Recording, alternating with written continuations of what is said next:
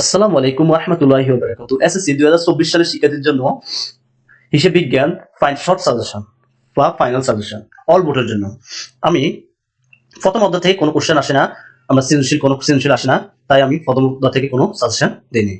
দ্বিতীয় অধ্যায় থেকে সাজেশন ক বিভাগের জন্য, ক প্রশ্নের জন্য সাজেশন লেনদেন নয় এমন ঘটনাগুলো চিহ্নিত করে মোট মোট পরিমাণ নির্ণয় করো। 2 নম্বর নিট বিক্রয়ের পরিমাণ নির্ণয় করো, পারমিট মূলধনের পরিমাণ নির্ণয় করো এবং নিট ক্রয়ের পরিমাণ নির্ণয় করো। এগুলো হচ্ছে দ্বিতীয় অধ্যায় ক প্রশ্ন ক এর জন্য। খ এবং ঘ এর জন্য লেনদেন ধারা সমীকরণ পদ্ধতিতে কারণসহ ব্যাখ্যা করো। 2 নম্বরে ক্যাশ মেমো চালান নং ডেবিট নোট ক্রেডিট নোট এবং ডেবিট ভাউচার ক্রেডিট ভাউচার প্রস্তুত করো।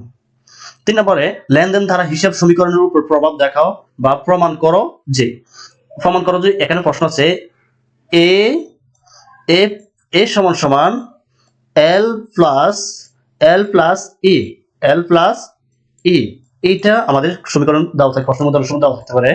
তারপরে 4 নম্বর দেওয়া আছে লেনদেন দ্বারা হিসাব সমীকরণ উপাদান সমূহ প্রভাব দেখা। এই 4টা প্রশ্ন আসতে পারে। 3 নম্বর অধ্যায় থেকে দ্রুতপ দাখিলা পদ্ধতি। ক বিভাগের জন্য ফার্মিক দায়ের পরিমাণ নির্ণয় করো। 2 নম্বরে ফার্মিক মূলধনের পরিমাণ নির্ণয় করো। 3 নম্বর মূলধন উত্তোলনের পরিমাণ নির্ণয় করো। এবং 3 নম্বর অধ্যায় থেকে তৃতীয় অধ্যায় থেকে খ এবং ঘ বিভাগের জন্য মালিকানা সত্ত্বের পরিমাণ নির্ণয় করো, সমাপনী মূলধনের পরিমাণ নির্ণয় করো, লাভ ক্ষতির পরিমাণ নির্ণয় করো। এই 3টা আমাদের খ এবং ঘ বিভাগের জন্য। চতুর্থ অধ্যায় ডেবিট ক্রেডিট নির্ণয় করো। আমাদের এখানে আরেকটা থাকতে পারে 3 নম্বর পরে 4। তৃতীয় অধ্যায় থেকে ডেবিট ক্রেডিট নির্ণয় করো, এটাও আসতে পারে। আর চতুর্থ অধ্যায় মূলধন ও মুনাফা জাতীয় লেনদেন। এই অধ্যায় থেকে ক এবং খ এবং ঘ প্রশ্নের জন্য বিলম্বিত মুনাফা জাতীয় ব্যয়ের পরিমাণ নির্ণয় করো, মূলধন জাতীয় ব্যয় এবং প্রদানের পরিমাণ নির্ণয় করো এবং মূলধন জাতীয় আয় প্রাপ্তির পরিমাণ নির্ণয় করো, মুনাফা জাতীয় ব্যয় এবং প্রদানের পরিমাণ নির্ণয় করো এবং কি মুনাফা জাতীয় আয় এবং প্রাপ্তির পরিমাণ নির্ণয় করো। এই 5টা টপিকের বাইরে কোনো প্রশ্নে আসবে না। এই 5টা প্রশ্নের বাইরে কোনো প্রশ্নে আসবে না। ভালো করে তোমরা চতুর্থ অধ্যায়টা করবে। পঞ্চম অধ্যায়ের নাম হচ্ছে কি হিসাব। ক এবং খ এবং ঘর জন্য এই 4টা প্রশ্ন করলে তুমি আর কোনো এর ব্যতিক্রম, এর বাইরে কোনো প্রশ্ন নাই। অবলম্বনের জাবেদা দাখিলা এবং ডেবিট ক্রেডিট নির্ণয় এবং লেনদেনের সাথে সংশ্লিষ্ট হিসাব শ্রেণী বিন্যাস নির্ণয় এবং লেনদেনগুলোর কারণ সহ হিসাবের শ্রেণী বিভাগ নির্ণয়। এই 4টা কোশ্চেন এই পঞ্চম অধ্যায় থেকে আসবে।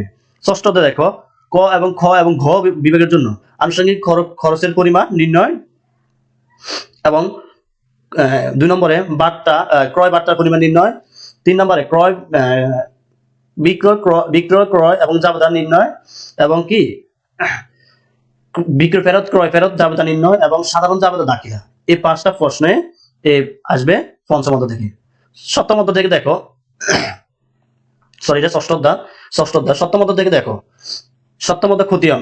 সপ্তম অধ্যায়ের নাম কি খতিয়ানের জন্য আমাদের ক এবং খ এবং ঘ বিভাগের জন্য প্রশ্ন আসবে ক এবং বিক্রয় এবং ক্রয়ের পরিমাণ নির্ণয় করো, বিক্রয় ফেরত ক্রয় ফেরতের পরিমাণ নির্ণয় করো, নগদ বিক্রয় ক্রয় ব্যাংক উত্তোলন দেনাদার বেতন পাওনাদার ইত্যাদি অনেকগুলো লেনদেনের নাম মানে উল্লেখ করি, তোমাকে বলবে এর চালান নং বা খতিয়ান নির্ণয় করো বা সাধারণ খতিয়ান এবং সহকারী খতিয়ান প্রস্তুত করো। এসব প্রশ্ন দেওয়া থাকবে তোমাকে। 8 নম্বর দেখো 8 নম্বর অধ্যায়ের নাম হচ্ছে কি নগদান বইটা একটু কঠিন, অনেকগুলো সময় লাগে, তোমরা তবু চেষ্টা করবে এটা না করার জন্য, অন্য যে কোনো অধ্যায় থেকে তোমরা অঙ্ক করার জন্য চেষ্টা করবে। নগদান বইয়ের মধ্যে অষ্টম অধ্যায় থেকে 3টি কোশ্চেন সবচেয়ে বেশি আসে। অনগদ লেনদেনগুলোর সাধারণ জাবেদা নির্ণয় করো, নগদ প্রাপ্তি নগদ প্রদানের জাবেদা প্রস্তুত করো। এরপর 3 নম্বর কোশ্চেনে আসতে পারে 1 গড়া 2 গড়া এবং 3 গড়া নগদান বই প্রস্তুত করো। তোমাকে এই 3টার মধ্যে ঘ এর মধ্যে যে কোনো একটি করতে বলা হবে। 9 নম্বর হচ্ছে রেওয়ামিল ক এবং খ গ বিভাগের জন্য সম্মিলিত ক্রয়ের পরিমাণ নির্ণয় করো, মুনাফা জাতীয় আয় ব্যয়ের পরিমাণ নির্ণয় করো, মূলধন জাতীয় আয় ব্যয়ের পরিমাণ নির্ণয় করো, বলা থাকতে পারে সম্পদের পরিমাণ নির্ণয় করো বা বলা থাকতে পারে কি ব্যয়ের পরিমাণ নির্ণয় করো। তারপর দেওয়া থাকবে রেওয়ামিল প্রস্তুত করো। তোমরা ভালোভাবে এই রেওয়ামিলটা করে নেবে, একটু সহজ চ্যাপ্টার। তোমরা সম্পদগুলো চিনলে, আয় ব্যয়ের সম্পদগুলো চিনলে আশা করি এটা থেকে 10 এ 10 পাওয়া যায়। তারপর হচ্ছে আর্থিক অবস্থা বিবরণী। ক বিভাগের জন্য নিট বিক্রয় পরিমাণ এবং প্রত্যক্ষ ব্যয়ের পরিমাণ, মুনাফার হার নির্ণয়, বিক্রিত পণ্যের ব্যয়ের পরিমাণ নির্ণয় এবং স্থায়ী সম্পদের পরিমাণ নির্ণয়। আমাদের ক বিভাগের জন্য আমার এই 5টা সাজেশন থাকবে। এবং খ এবং ঘ বিভাগের জন্য 1 নম্বরে নিট মুনাফার অনুপাত চলতি অনুপাত, তারল্য অনুপাত এবং বিনিয়োজিত মূলধনের আয়ের অনুপাত নির্ণয়। 2 নম্বর থাকতে পারে আয় বিবরণী নির্ণয় এবং মোট মুনাফা বা কি ক্ষতির পরিমাণ নির্ণয় এবং নিট মুনাফা বা ক্ষতির পরিমাণ নির্ণয়। 5 নম্বর থাকতে পারে আর্থিক অবস্থা বিবরণী তৈরি করো। আমি এই কোশ্চেনগুলো, এই 5টা কোশ্চেন খ এবং ঘ বিভাগের জন্য।